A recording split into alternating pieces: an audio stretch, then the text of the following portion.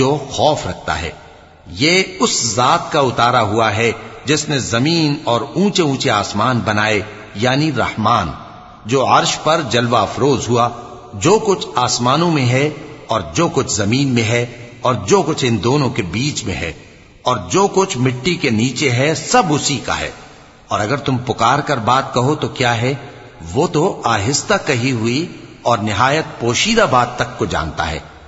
اللہ وہ معبود برحق ہے کہ اس کے سوا کوئی معبود نہیں ہے۔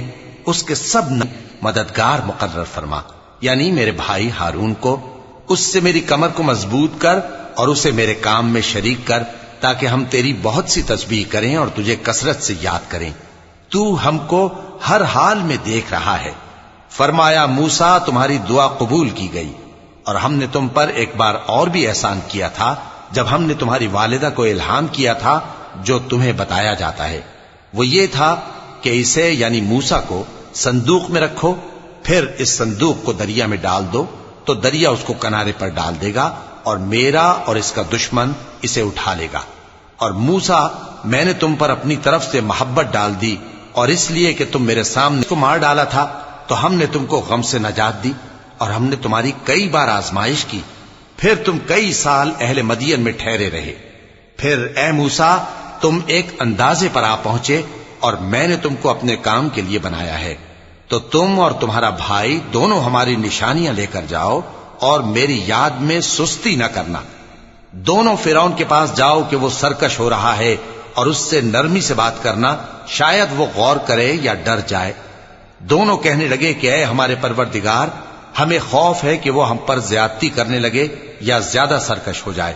اللہ نے فرمایا کہ ڈرو مت، میں تمہارے ساتھ ہوں کہ سنتا اور دیکھتا ہوں۔ پروردگار کی طرف سے نشانی لے کر آئے ہیں، اور جو ہدایت کی بات مانے اس کو سلامتی ہو۔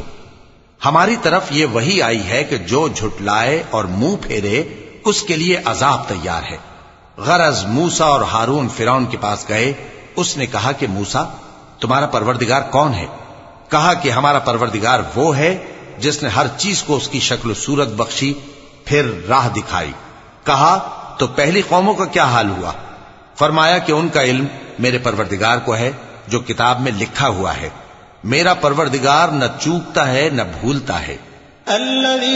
کہنے لگا کہ موسیٰ کیا تم ہمارے پاس اس لیے آئے ہو کہ اپنے جادو کے زور سے ہمیں ہمارے ملک سے نکال دو؟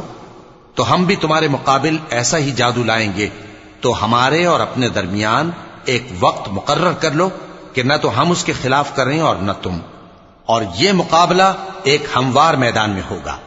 موسیٰ نے کہا کہ آپ کے لیے یوم زینت کا وعدہ ہے، اور یہ کہ لوگ اس روز دن چڑھے اکٹھے ہو جائیں۔ تو فرعون لوٹ گیا اور اپنے سامان جمع کر کے پھر آیا۔ موسیٰ نے ان جادوگروں سے کہا کہ یہ تمہاری بربادی ہوگی، اللہ پر جھوٹ نہ باندھو، وہ تمہیں عذاب سے فنا کامیاب نہیں ہوگا۔ اس پر جادوگر سجدے میں گر پڑے، کہنے لگے کہ ہم موسیٰ اور ہارون کے پروردگار پر ایمان لائے۔ فرعون بولا کہ پیشتر اس کے کہ میں تمہیں اجازت دوں تم اس پر ایمان لے آئے؟ بے شک یہ تمہارا بڑا یعنی استاد ہے جس نے تم کو جادو سکھایا ہے، سو میں تمہارے ہاتھ اور پاؤں مخالف سمت سے کٹوا دوں گا اور تم کو کھجوروں کے تنوں پر سولی چڑھوا دوں گا، اور تم کو معلوم ہوگا کہ ہم میں سے کس کا عذاب جو حکم دے سکتے ہیں وہ صرف اسی دنیا کی زندگی میں دے سکتے ہیں۔ ہم تو اپنے پروردگار پر ایمان لے آئے تاکہ وہ ہمارے گناہوں کو معاف کرے، اور اسے بھی جو آپ نے ہم سے زبردستی جادو کرایا، اور اللہ سب سے اچھا ہے اور ہمیشہ باقی رہنے والا ہے۔ نے تمہاری قوم کو تمہارے بعد آزمائش میں ڈال دیا ہے، اور سامری نے ان کو بہکا دیا ہے۔ اور موسیٰ غصے اور غم کی حالت میں اپنی قوم کے پاس واپس آئے اور کہنے لگے کہ اے قوم، کیا تمہارے پروردگار نے تم سے اچھا وعدہ نہیں کیا تھا؟ کیا میری جدائی کی مدت تمہیں لمبی معلوم ہوئی، یا تم نے یہ چاہا کہ تم پر تمہارے پروردگار کی طرف سے غضب نازل ہو، اور اس لیے تم نے مجھ سے جو وعدہ نے ڈال دیا؟ تو اس نے ان کے لیے ایک بچڑا بنا دیا، یعنی ایک بے جان جسم جس میں گائے کسی آواز تھی۔ تو لوگ کہنے لگے کہ یہی تمہارا معبود ہے اور یہی موسیٰ کا معبود ہے، مگر وہ بھول گئے ہیں۔ تو کیا یہ لوگ نہیں دیکھتے کہ وہ ان کی کسی بات کا جواب نہیں دیتا اور نہ ان کے نقصان اور نفع کا کچھ اختیار رکھتا ہے؟ اور ہارون نے ان سے پہلے ہی کہہ دیا تھا کہ لوگوں، اس کے ذریعے تمہیں فتنے میں ڈال دیا گیا ہے، اور تمہارا پروردگار تو رحمان ہی ہے، تو میری پیروی کرو اور میرا کہا مانو۔ قالوا لن نبرح عليه عاكفين حتى يرجع إلينا موسى، تو تم کو کس چیز نے روکا تھا؟ یعنی اس بات سے کہ تم میرے پیچھے چلے آؤ، بھلا تم نے میرے حکم کے خلاف کیوں کیا؟ کہنے لگے کہ اے ماں جائے، میری داڑھی اور سر کے بالوں کو نہ پکڑیے، میں تو اس سے ڈرا کہ آپ یہ نہ کہیں کہ تم نے بنی اسرائیل میں تفرقہ ڈال دیا اور میری بات کو ملحوظ نہ رکھا۔ بیان کرتے ہیں جو گزر چکے ہیں، اور ہم نے تمہیں اپنے پاس سے نصیحت کی کتاب عطا فرمائی ہے۔ جو شخص اس سے منہ پھیرے گا وہ قیامت کے دن گناہ کا بوجھ اٹھائے گا۔ ایسے لوگ ہمیشہ اس عذاب میں مبتلا رہیں گے، اور یہ بوجھ قیامت کے روز ان کے لیے برا ہوگا، جس روز سور پھونکا جائے گا، اور ہم گناہگاروں کو یوں کہ تم دنیا میں صرف 10 ہی دن رہے ہو، جو باتیں یہ کریں گے ہم خوب جانتے ہیں۔ اس وقت ان میں سب سے اچھی راہ والا یعنی عاقل و ہوش مند کہے گا کہ نہیں، بلکہ صرف ایک ہی روز ٹھہرے ہو۔ اور اے نبی صلی اللہ علیہ وآلہ وسلم، لوگ تم سے پہاڑوں کے بارے میں دریافت کرتے ہیں، کہہ دو کہ میرا رب ان کو راکھ بنا کر بکھیر دے گا، پھر زمین کو ہموار میدان کر چھوڑے گا جس میں تم کوئی نشیب و فراز نہ دیکھو گے۔ اس روز لوگ پکارنے والے کے پیچھے چلیں گے اور اس کی پیروی سے انحراف نہ کر سکیں گے، اور رحمان کے سامنے آوازیں پست ہو جائیں گی، تو تم ایک ہلکی آواز کے سوا کوئی آواز نہ سنو گے۔ اس روز کسی کی سفارش کچھ فائدہ نہ دے گی مگر اس شخص کی جسے رحمان اجازت دے اور اس کی بات کو پسند فرمائے۔ جو کچھ ان کے آگے ہے اور جو کچھ ان کے پیچھے ہے وہ اس کو جانتا ہے، اور وہ اپنے علم سے اللہ کے علم کا احاطہ۔ نے ظلم کا بوجھ اٹھایا وہ نامراد رہا، اور جو نیک کام کرے گا اور مومن بھی ہوگا تو اس کو نہ ظلم کا خوف ہوگا اور نہ نقصان کا۔ اور ہم نے اس کو اسی طرح کا قرآن عربی نازل کیا ہے، اور اس میں طرح طرح کے ڈراوے بیان کر دیے ہیں تاکہ لوگ پرہیزگار بنیں یا اللہ ان کے لیے نصیحت پیدا کر دے۔ تو اللہ جو سچا بادشاہ ہے، عالی قدر ہے، اور قرآن کی وحی جو تمہاری طرف بھیجی جاتی ہے اس کے پورا ہونے سے پہلے قرآن کے پڑھنے میں جلدی نہ کیا کرو، اور دعا کرو کہ میرے پروردگار ظاہر ہو گئیں، اور وہ اپنے اوپر بہشت کے پتے چپکانے لگے۔ اور آدم نے اپنے پروردگار کے حکم کے خلاف کیا تو وہ اپنے مقصد سے بے راہ ہو گئے۔ پھر ان کے پروردگار نے ان کو نوازا تو ان پر مہربانی سے توجہ فرمائی اور سیدھی راہ بتائی۔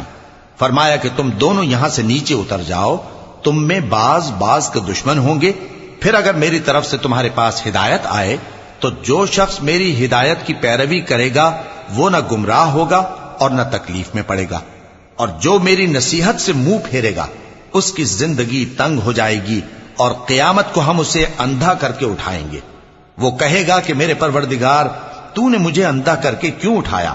میں تو دیکھتا بھالتا تھا۔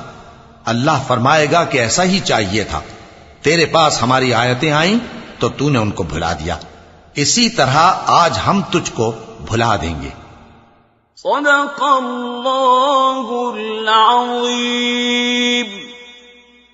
پہلے اپنے پروردگار کی تسبیح و تحمید کیا کرو، اور رات کی کچھ گھڑیوں میں بھی اس کی تسبیح کیا کرو، اور دن کے مختلف اوقات یعنی لوگوں کو جو ہم نے دنیا کی زندگی میں آرائش کی چیزوں سے نوازا ہے تاکہ ان کی آزمائش کریں، ان پر نگاہ نہ کرنا، اور تمہارے پروردگار کی عطا فرمائی ہوئی روزی بہت بہتر اور باقی رہنے والی ہے۔ اور اپنے گھر والوں کو نماز کا حکم کرو اور اس پر قائم رہو۔ ہم تم سے روزی کے خواستگار نہیں بلکہ تمہیں ہم روزی دیتے ہیں، اور نیک انجام اہل تقوی کا ہے۔